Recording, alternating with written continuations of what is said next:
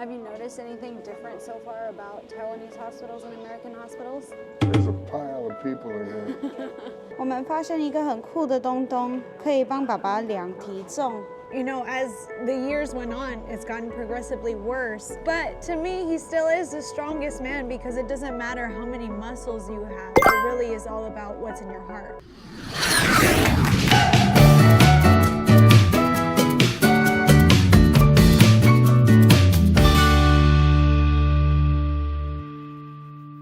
Hi, 我是沙白。Hi, 我是沙白的爸爸。 Today what we're going to be sharing is something that we do in the States and something that we do fairly common here in Taiwan, which is taking my dad to the doctors. Now this was one of my jobs when we go back to visit my dad in the States, and today it is also my job as well. So there's a lot to share, and there's a lot of people that are very curious about why my dad is sick, what happened to him, you know, how does he feel about seeing doctors here in Taiwan. So that is what we're going to be sharing with everyone today.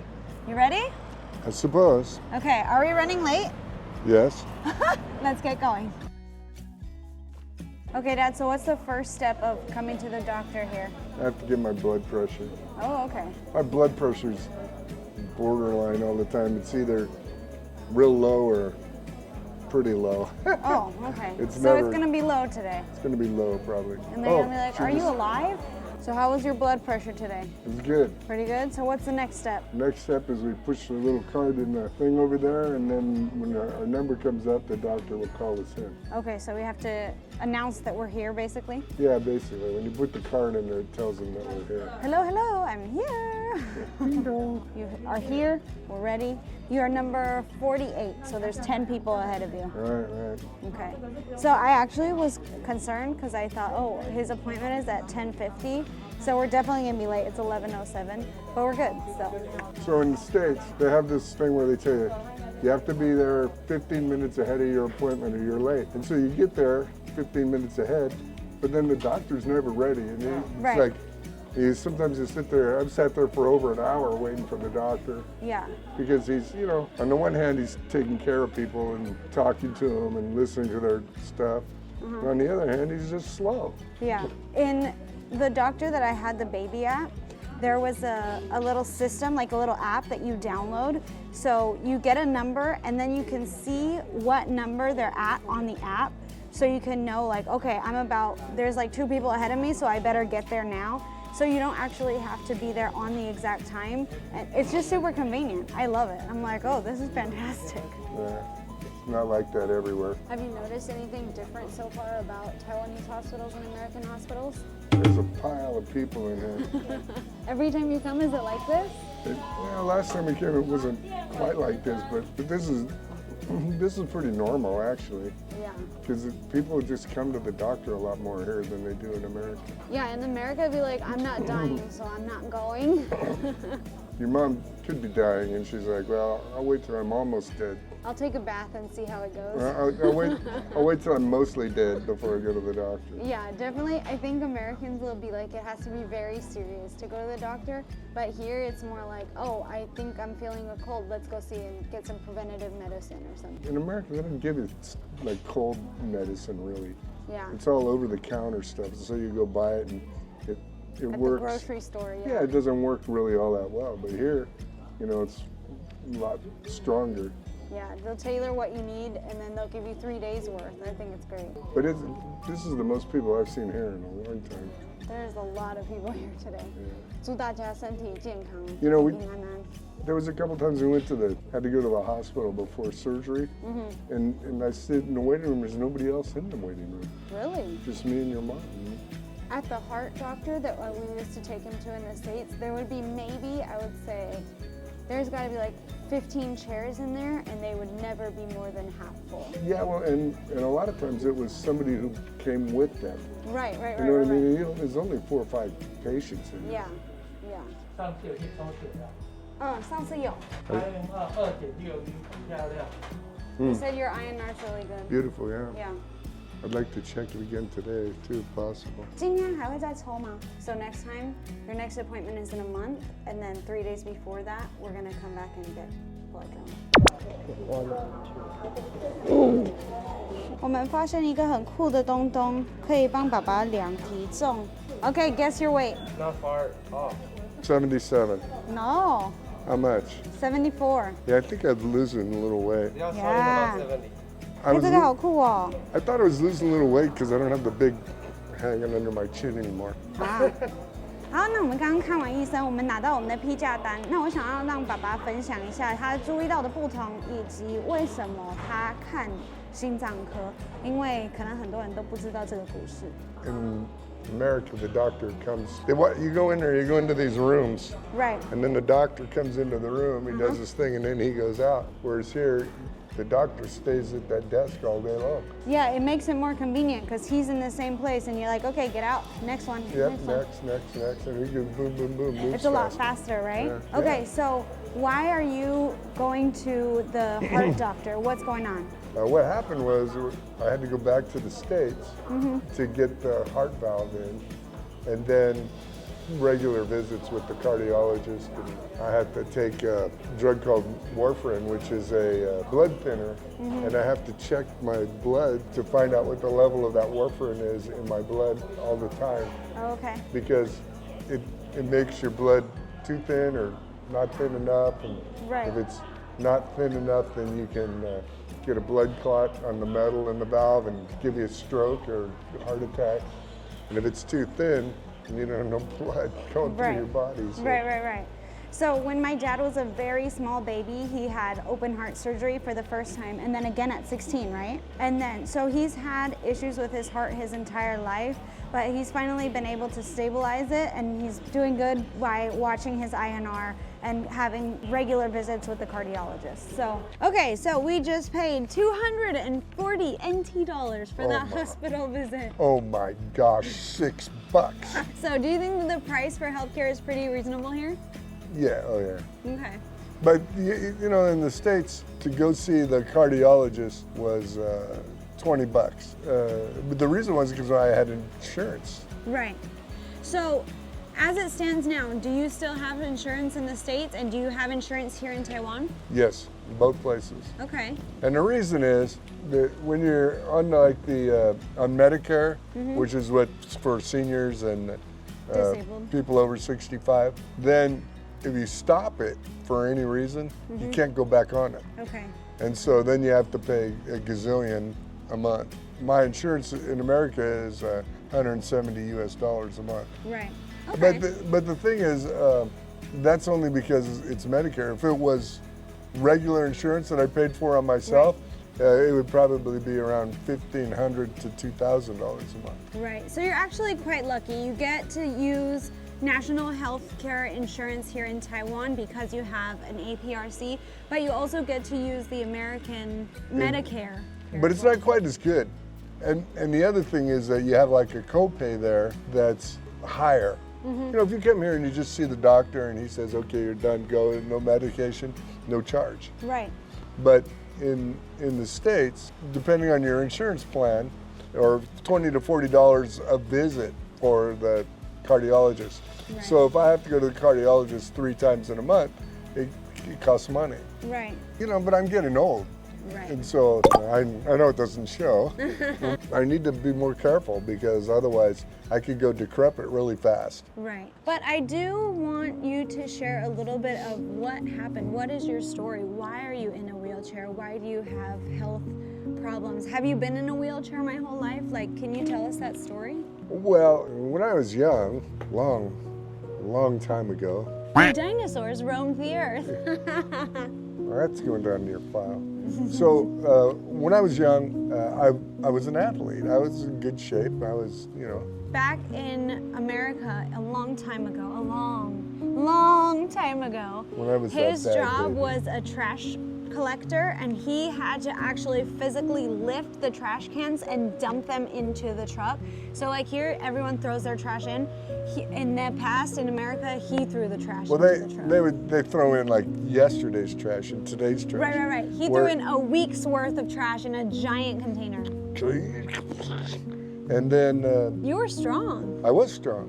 When I'd be playing softball or baseball, I'd hit the ball and I'd tried to run to first base, I kept slipping and tripping and falling down. And I was like, this is not right, you know. So anyway, it took 5 or 6 years, and I got a diagnosis of limb girdle muscular dystrophy. And how old were you then? I was 35.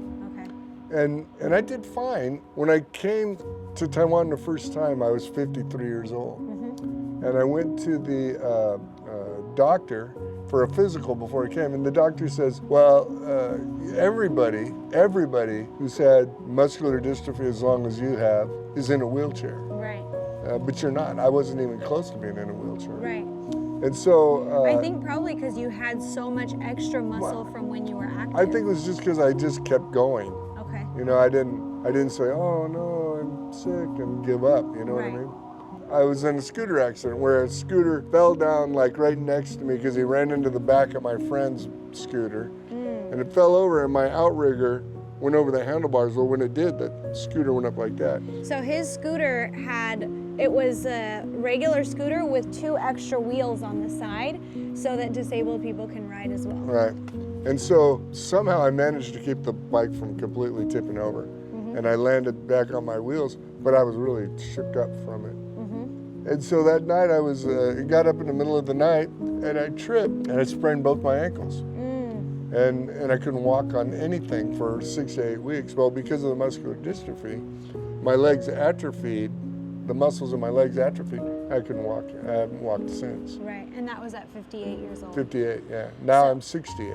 Yeah, so that was about 10 years ago. From what I remember, as a kid, I have a vivid memory of being at church and my dad saying, I'm a strong man, and he showed us his muscles. And I just remember, it's almost gonna make me cry. I almost remember I touched your muscles and I was like, oh my gosh, my dad is the strongest man in the world. And just, I don't remember any of that. I was like 8 years old. Oh. I remember that so vividly, and you know, seeing as the years progressed and seeing as he got into a wheelchair and seeing how life has gotten progressively harder for him. Because when I was a kid, he could walk. And I remember we used to walk to school. He would lean on our shoulder and he would walk with a limp, but he was walking. And when people would see that, they would be like, oh my gosh, your daughters are so sweet to, you know, walk with you like that. And it used to be a sense of pride of like, I'm helping my dad. You know, as the years went on, it's gotten progressively worse, and you start to see, you know, the muscles disintegrate and his legs get thinner and thinner, and it's like, oh my gosh, like what happened, you know? But to me, he still is the strongest man, because it doesn't matter how many muscles you have. It really is all about what's in your heart, you know? And so, well, gosh, I didn't mean to get so emotional. I just learned a long time ago, you just can't worry about that kind of stuff. You just have to go on. You know, my mom one time said to me, I don't know how you do it. How do you just keep going? And I'm like, well, what am I gonna do? Quit? Yeah. I mean. Yeah, and that's the thing, is that there's never quit in your mind, right? It's never, I'm ready to give up, I'm done. You know, even in the hospital, and you've been in the hospital so many times since I've been an adult, but it's lately, like, yeah. But it's like, well, when I get out, I'm gonna do this. And I remember that when you were sick here in Taiwan, right before you went back to the States, everyone thought this is it. And you were like, when I get out of here, blah, blah, blah, you know, and it's like, you never give up, and you go to the doctor and you get better. Well, one guy told me when I was sick, after I got well, you know, he said you were dying. He said, I saw it with my own eyes. And I go, and yet here I am, you know? The only one who didn't think I was dying was me, I think. Yeah, honestly, yes, that's true. You know, so it is a blessing to have modern medicine. Thank you for keeping my dad here with us. So, you have a cold. We're going to the clinic to get you some cold medication. Okay, doctor, number 2, numero dos. This is one of the nice things about Taiwan. This street has everything on it. It's got nasal throat water doctors. It's got nasal throat water. It's got eyeglass clinic. It's got a pharmacy. There's a rehab clinic over there too. There's a rehab over there. Everybody's here. And there's also a dentist and Eastern medicine. Right. Okay, so let's go in, see the doctor. Do you need to get your teeth cleaned today? Do you need anything else? It's all right here at your door. Huh. He's like, who are you calling dirty, huh? My teeth are clean. Okay, so we just checked in and there are now 2 people ahead of him to see the doctor, and then he'll get his cold medicine and we'll be out of here in like 5-10 minutes, I think. It's crazy, huh? That's so Yeah, fast. well, you go to the urgent care in America and you sit there for 45 minutes before they even take your number. Yeah. So I haven't really seen much of like these kind of walk-in clinics in the States, have you? Yeah, they're called urgent care clinics. Oh, okay. I hate to go to them because they take forever. I And mean, if it's you- forever. You'd be there all day for a simple, stupid thing. So this morning he went to the hospital for a scheduled appointment, but this is just walk-in for a simple little like health check for the cold. So I think it's really convenient, and it's actually nice that there is this kind of stuff because you can just get in and out real quick. Like when I'm sleeping, and it'll wake me up and I'll just be hacking and hacking and hacking for a long time. And because it's like I had a discharge into my throat with that same stuff. Let me do your throat. So your problem is that your rhinorrhea is too much and you come back to your throat. And this time I will give you some antibiotics because you also have some spills in your lungs. I'm worried that you may progress into pneumonia, okay? Ooh. Okay, yeah, good. If he Okay. still has cough or any rhinorrhea, any discomfort after 3 days, he can come back again. So we were in there about 10 minutes. That was so fast. Yeah, got the prescription, you go right down here to the pharmacy, pick it up, and then we can go inside. You It's know- so stinking convenient. It's you know? easy, it's convenient, and the doctor speaks really good English. Like, Yeah, that that was guy does. incredible. He was talking to you, I didn't even have to translate. I felt so at ease, you know? Hey.